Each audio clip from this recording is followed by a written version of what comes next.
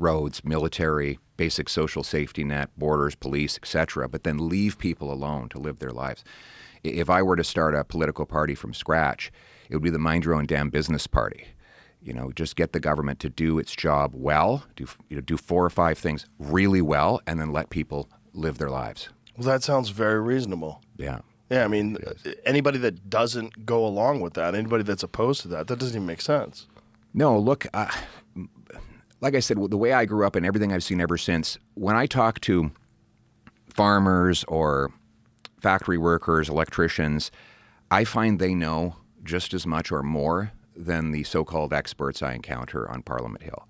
Like back during COVID when all these governments were printing money and all the politicians and bankers said, oh, this is great. Well, look at all this money we get to spend. I'd walk around communities and I'd have like mechanics say, we're going to have inflation. And I would say, yeah, it makes sense to me. And I'd go back to Parliament Hill and the experts would all say, no, there's not going to be any inflation. And sure enough, all that money filtered into the economy, bid up all the goods we buy, and everybody got smoked with higher prices. But the point is that it was the common people who don't study this stuff for a living, who don't read endless reports and studies, who could just figure out that if there's money pouring into the economy that's not matched by goods and services, it's going to bid up the cost of everything.